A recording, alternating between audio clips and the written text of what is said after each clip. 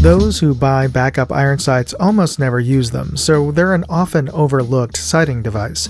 And while these budget flip-up sights may appear unremarkable, they are a little different. They have built-in fiber optics, and we're going to take a closer look on this episode of Moondog Industries.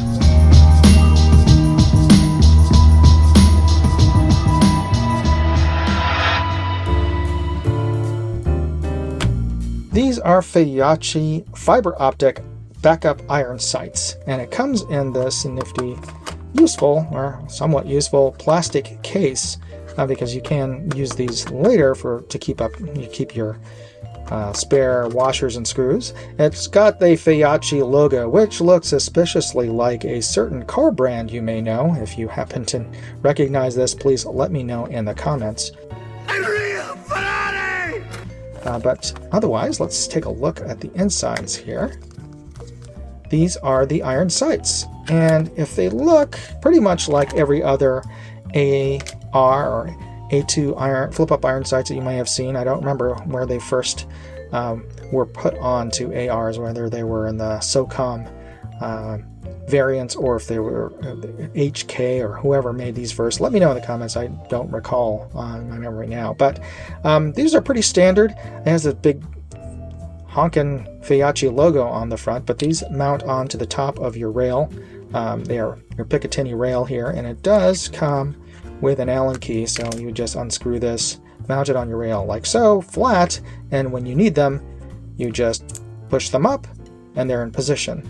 And these are all metal, and these dials here are to adjust your windage, and it does come with two different peep sights.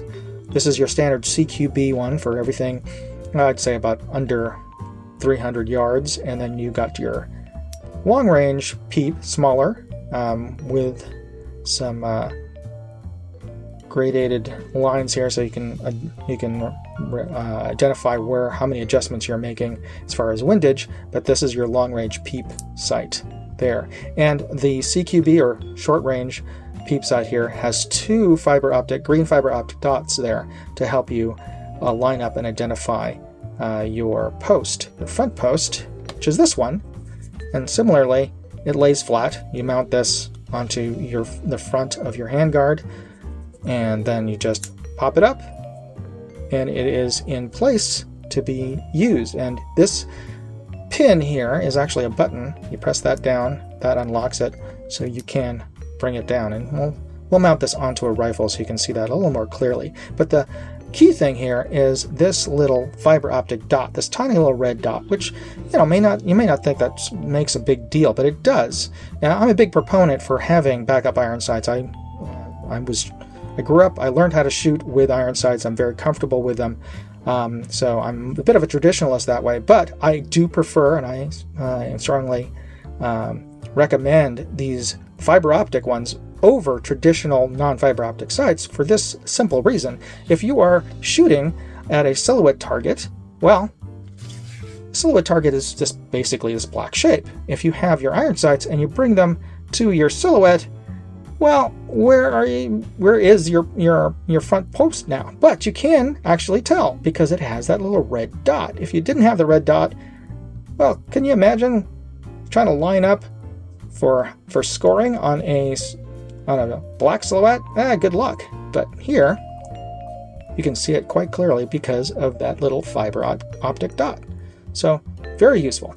Anyway, we're going to attach these metal sights onto a rifle, bring it outdoors, and test her out.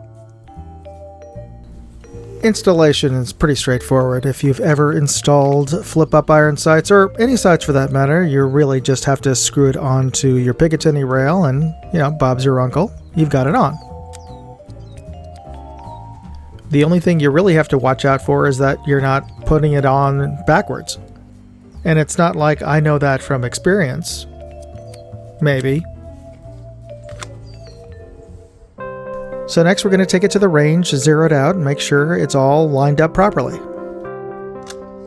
Now, when installing these sights, it's always a good idea to manually check. You want to try to bore sight through the actual barrel. And if you can't do that, at least look through the top of your barrel and make sure that your iron sights, your peeps, are aligned to your front post, which are, again, all aligned to your barrel. You know, measure twice, cut once. Now, if you don't have a type of rifle where you can remove the bolt and look down the bore directly, using a laser bore sighter can be helpful, and I've actually done a video on how to do that. I'll include a link in this video's description, but if you don't have a laser bore sighter, you can just manually look down the top of your barrel, especially if you're sighting in at relatively close range like this at 25 yards. And once you have everything mounted, your sight picture should look something like this. And you can see just how much more visible fiber optics can be.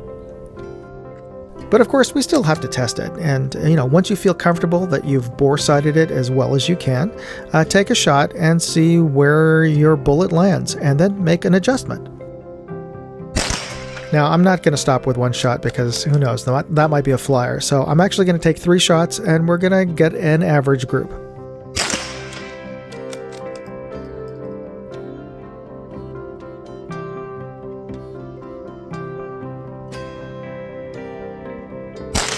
There we go. I'm going to stick a chamber flag in here and let's go take a look at the target downrange.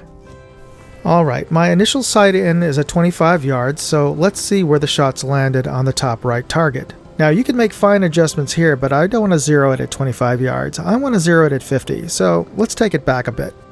Okay, I've moved my shooting bench to 50 yards and we're going to take 3 shots from here.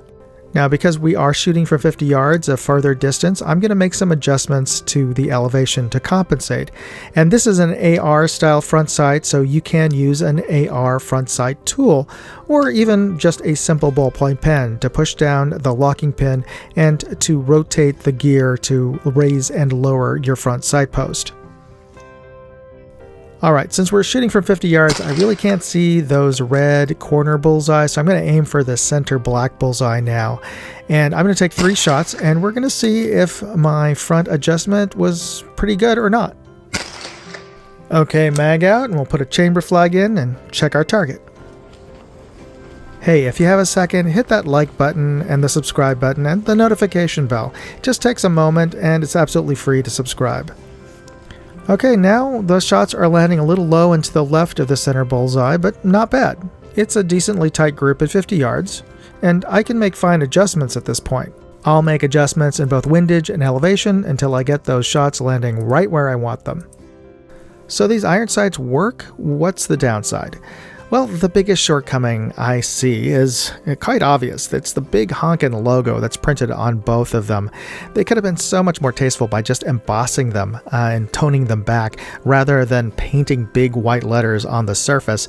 And speaking of the surface, I noticed little imperfections, especially around the edges, a little pitting, like they were cast rather than milled. And if they were milled, well, they didn't do a great job of finishing them out. So they definitely look budget.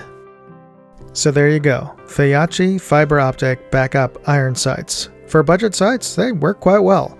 And if you're interested in picking them up, I'll include product links in my full written review at moondogindustries.com. So check that out. And thanks again for watching. Moondog, out. Hey, I'd like to know what you thought of this video. Leave me a comment or chat with me on Facebook, Twitter, TikTok, MeWe, Instagram, or Locals. And if you want to see all of my videos, go to moondogindustries.com.